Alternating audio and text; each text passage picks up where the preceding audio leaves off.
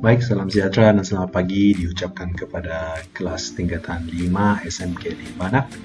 Oke, saya Cikgu Jason dan pada hari ini kita akan masuk satu lagi bab yang baru ya, yaitu bab 7. Oke, di bawah sukatan serahkan data terkumpul. Oke, baik. Kalau kamu masih ingat, sebenarnya bab ini ada kesinambungan dengan bab di tingkatan 4 yang kamu pelajari pada tahun yang lalu, yaitu di bab 8 ya. Oke, bab 8 tingkatan 4 kamu sudah pelajari sukatan serahkan bagi data tak terkumpul. Oke. Baik. Jadi pada hari ini kita akan sambung di bawah standar pembelajaran yang pertama, yaitu membina histogram dan poligon kekerapan bagi suatu set data terkumpul. Baik, tanpa melengahkan masa, sama-sama kita buka buku teks, dan kita coba perhatikan. Ini dia di buku teks, sila buka muka surat 196. Baik, di bawah sukatan serahkan data terkumpul ini, pada hari ini, kita coba perhatikan dahulu apakah kegunaan dia dalam kehidupan seharian ya. Jadi di sini ada satu data yang kamu boleh perhatikan, yaitu bilangan kes harian COVID-19 di Malaysia. Ini merupakan suatu histogram yang kamu boleh perhatikan macam mana dia punya gerakan peningkatan bilangan kes harian COVID-19 di Malaysia. Macam mana ia meningkat dan seterusnya ianya menurun. Apabila PKP telah dilaksanakan. Jadi soalan dia di sini, apakah yang akan berlaku kepada graf ini rasanya sekiranya PKP tidak dilaksanakan.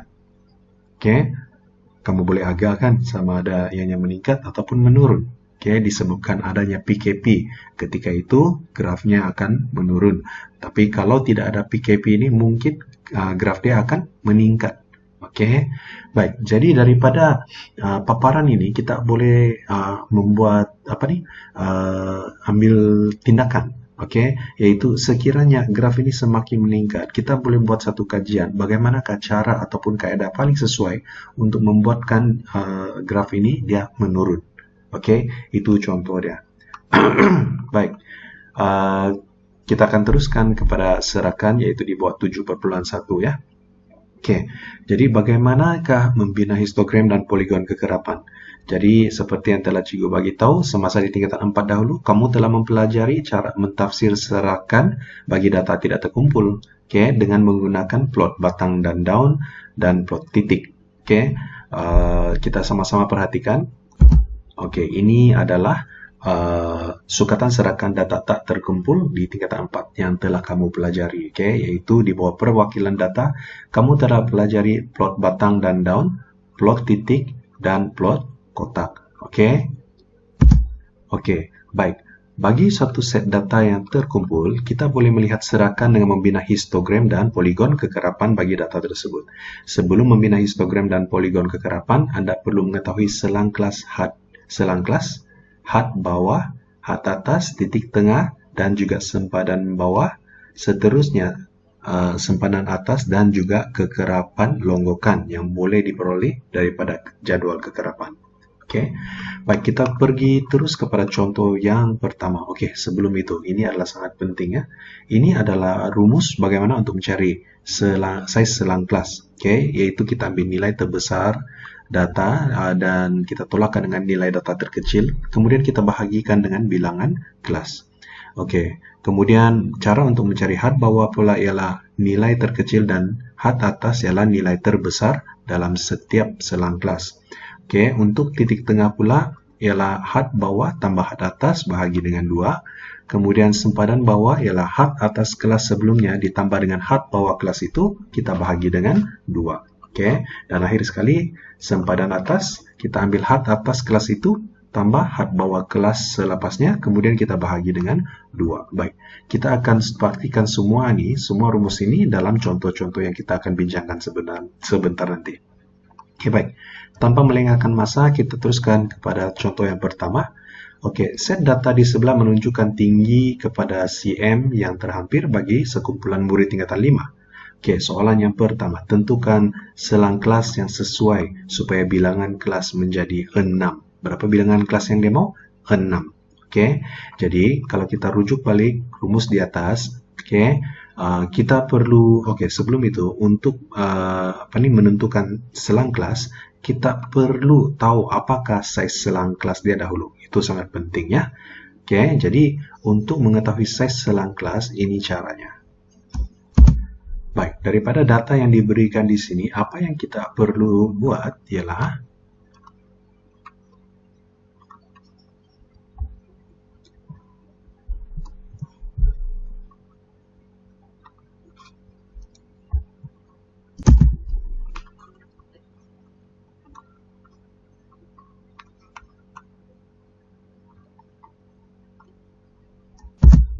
empat 4,666, ataupun kalau dibundarkan dia 4,7 lah kan. Jadi nilai yang terhampir kepada 4,7 ini adalah sama dengan 5. Jadi apakah yang dimaksudkan dengan size selang kelas 5 ini? Baik. Kita mau bina 6 size selang kelasnya. Jadi apa yang perlu kita buat di sini? Cikgu tulis di tepi di sini ya. Kita mulakan dengan nilai yang terkecil yaitu 45. Jadi apa yang kita buat? 145. Jadi apa yang kita buat? 145. Nombor yang berikut dia adalah 146. Kemudian diikuti 147. 148, 149. Baik. Apa tujuan kita tulis begini? Baik. Apabila kita memperolehi size selang kelas sama dengan 5, arti dia ada 5 nombor dalam kelas tersebut. Jadi kita kira dari nilai paling kecil 1, 2, 3, 4, dan 5. Maka selang kelas yang pertama, selang kelas yang pertama ialah 145 sehingga 149. Itu yang pertama. Baik, selepas itu apa yang kita buat? Selepas nomor 149 ini, dia diikuti oleh 150 kan? Baik, sekali lagi kita hasilkan 5 nombor yang bermula daripada 150 lah. Selepas 150 kita ada 151, 152, 153, 154. Jadi kira balik ada 1, 2, 3, 4, dan 5. Jadi di sini selang kelas yang kedua ialah 150 sehingga 154. Jadi ada 2 sudah selang kelas yang kita perolehi. Kita teruskan mencari selang kelas yang seterusnya. Baik, selang kelas seterusnya kita rujuk. Nilai 154 selepas 154 apakah nilainya? 155. Dan kita wujudkan 5 nomor, 156, 157, 158, dan 159. Maka ini adalah selang kelas yang ketiga, 155 sehingga 159. Dia minta ada 6 selang kelas ya, kita baru buat 3. 1, 2, 3. Baik, yang seterusnya. Kita mulakan dengan 160, yaitu ada hasil kesinambungan daripada di sini ya. 160, 161, 162, 163, 164. So ingat, kita punya size selang kelas adalah 5, so ada 5 nombor yang kita perlu hasilkan. Jadi size selang kelas yang seterusnya adalah 160 sehingga 164. Dan berikut ya ada 2 lagi, kita boleh agak sudah sebab di sini sudah ada pattern kan. Biasanya cikgu akan minta pelajar untuk tengok pattern dia lah. 145,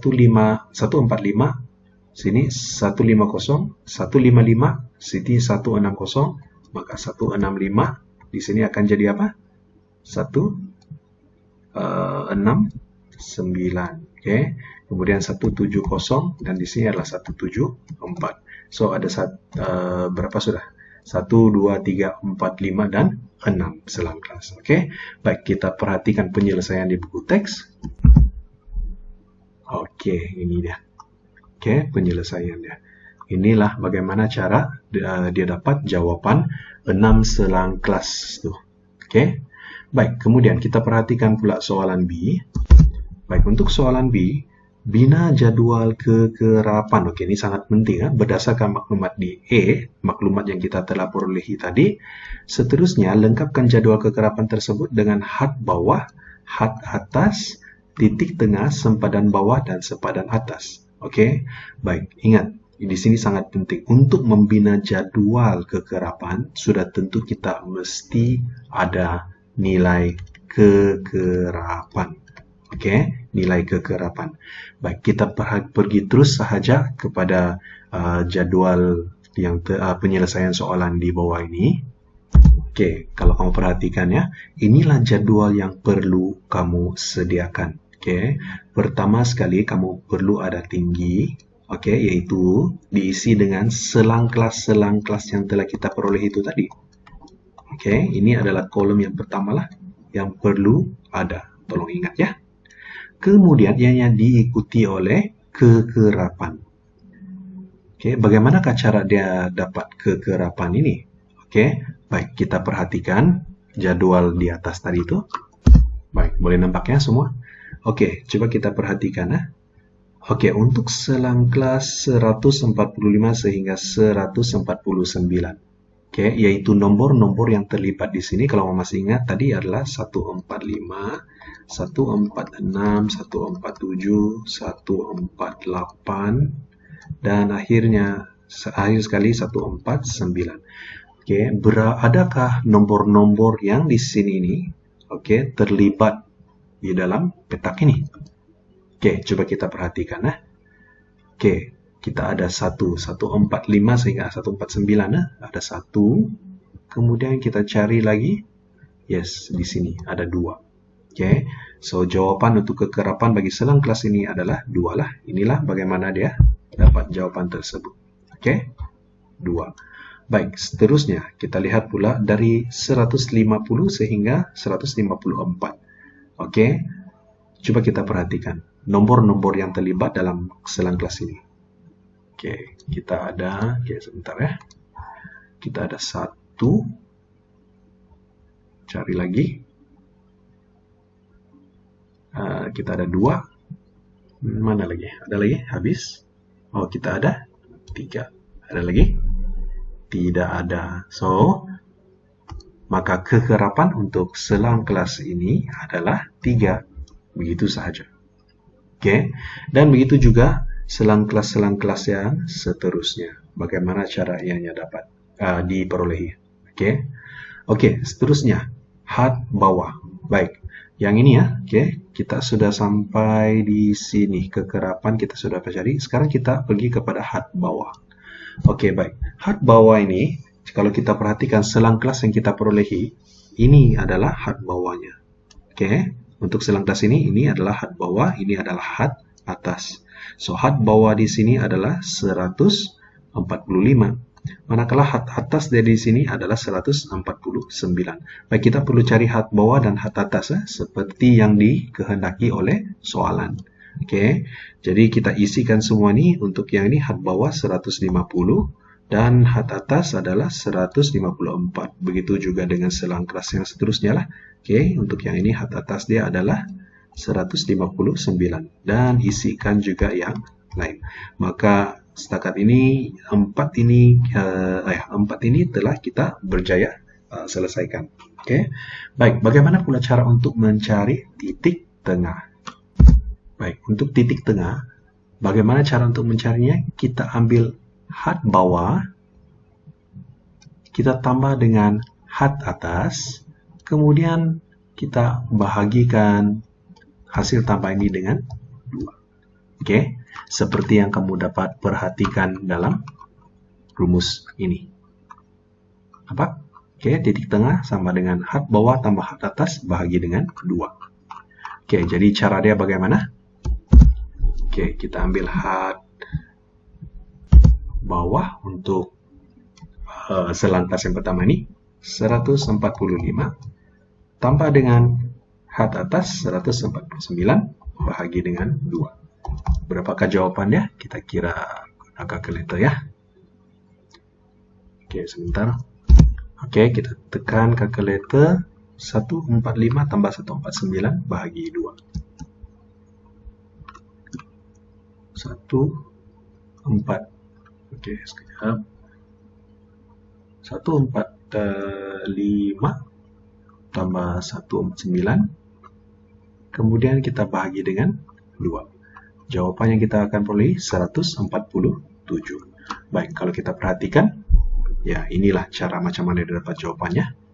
Oke, kemudian kita coba lagi yang ini. Kita ambil 150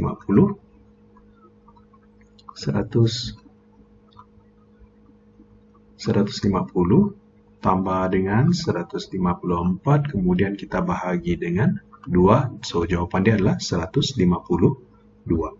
Oke, yang ketiga 155 tambah dengan 159. Oke, 155 tambah 159, kemudian kita bahagi dengan 2. Maka jawabannya adalah 157. Dan yang berikutnya. Begitu juga cara yang sama kita gunakan untuk mencari nilai-nilai yang seterusnya lah untuk titik tengah. Oke, juga harap kamu paham setakat ini ya. Baik, setakat ini kita sudah cari sampai di sini. Oke. Baik, seterusnya kita akan perhatikan sempadan bawah. Baik, untuk mencari sempadan bawah nih, bagaimana dia dapat 144,5 untuk selang kelas yang pertama ini? Sebenarnya kalau kita perhatikan cara dia adalah kita ambil had atas kelas sebelumnya tambah dengan had bawah kelas itu bahagi dengan 2. Oke, baik. Namun biasanya untuk pelajar cikgu akan suruh dihafal yang ini saja. Oke, kalau kamu perhatikan dia punya had bawah dia adalah 145 kan. Jadi apa yang kita buat? Oke, cikgu akan suruh pelajar cikgu tolak sahaja. Tolak berapa? 0,5. Oke, yaitu 145 tolak 0,5. Berapa jawaban kamu akan dapat? 144,5. Oke, maka itulah dia punya sempadan bawah. Kemudian kita ambil lagi untuk selang kelas yang ini. Oke, sentiasa tolak dengan 0,5 sahaja. Yaitu kamu akan dapat berapa yang ini? 149,5. Nah, ini jawabannya. Oke, yang ini pun sama. 155 tolak 0,5. So, jawabannya adalah 154,5. Oke, begitu juga dengan yang berikutnya lah. Oke, baik. Untuk selang sempadan atas, bagaimana cara untuk mencari? Oke, cara dia lebih kurang sama, cuma kita tambah. Oke, apa yang kita buat? Oke, untuk sempadan atas ini, of course kita akan tengok had atas dia. Had atas ialah 149 untuk selang kelas ini. Apa yang kita buat?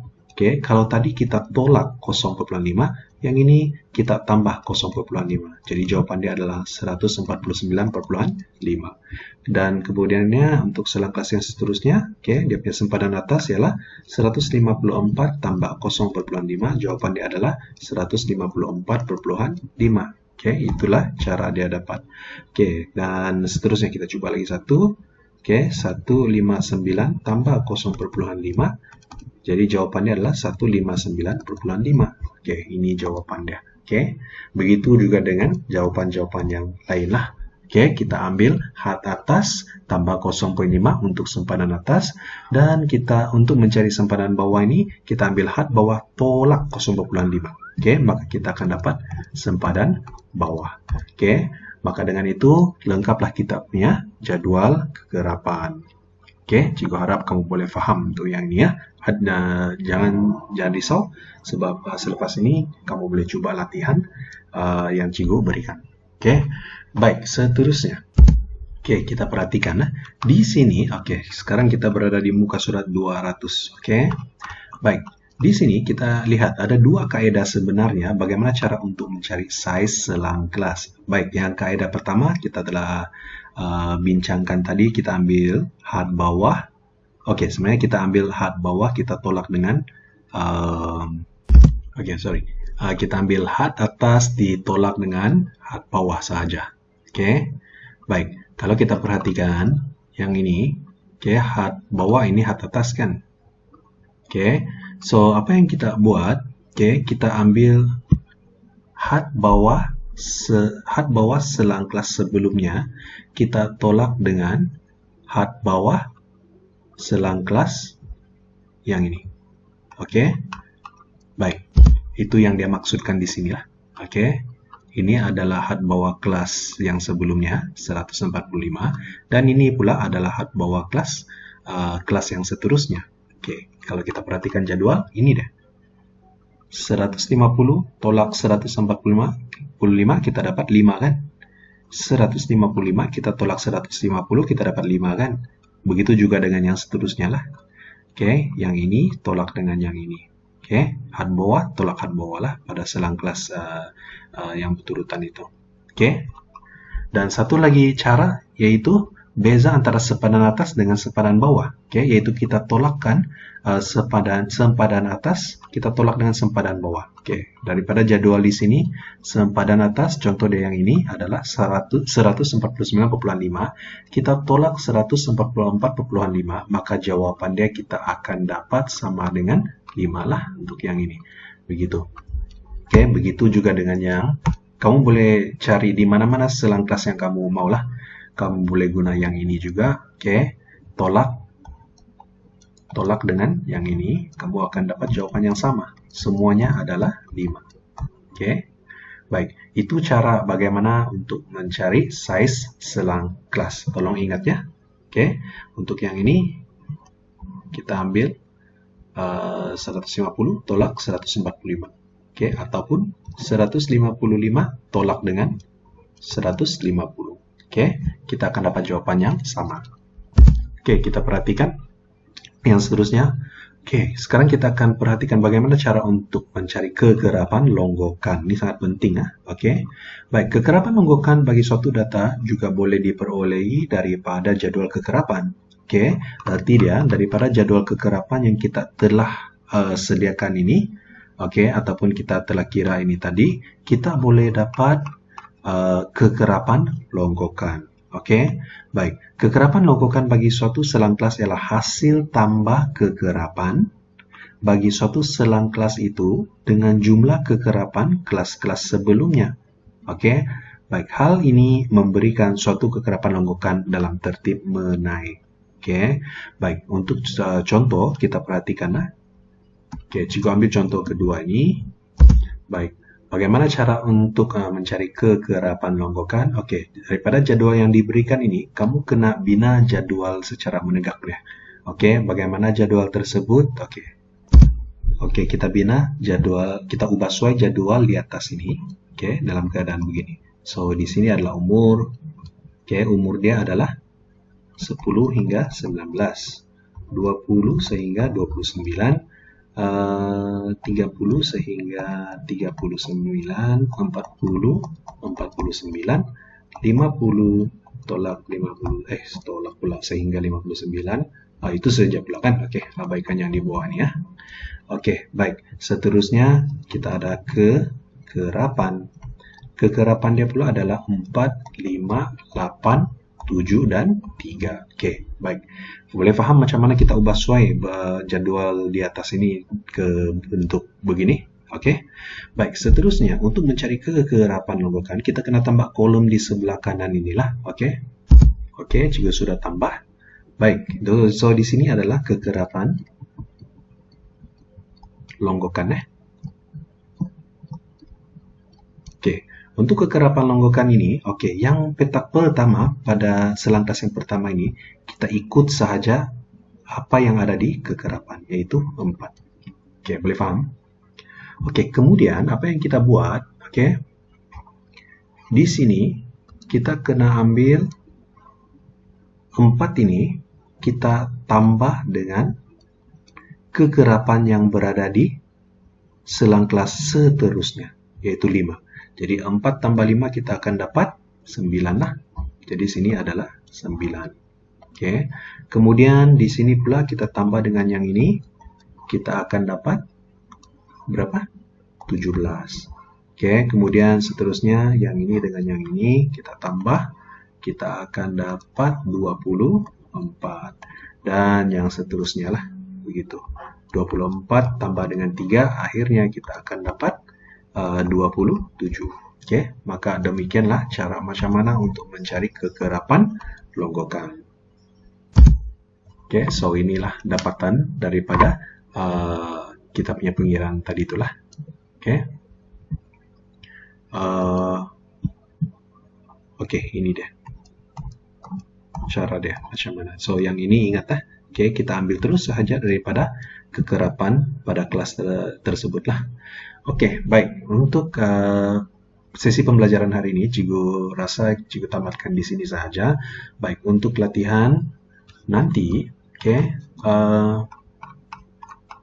kalau kamu tengok di muka surat, oke, 220, oke, latihkan diri 7.1e, oke, sehingga soalan 1 sehingga soalan 4 ini, oke, yang ini kamu tidak perlu buat sebab kita ada buku kerja ya, oke, namun Cikgu akan berikan video macam mana cara untuk selesaikan soalan-soalan di sinilah, soalan-soalan yang ada di sini ini, oke, kamu coba perhatikan saja.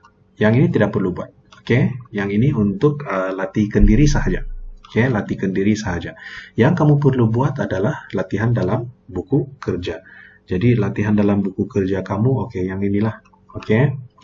Latihan dalam buku kerja, Cikgu mau kamu buat, oke, bab 7 sukatan serahkan data terkumpul, selesaikan soalan 1, 2, 3 di muka surat ini.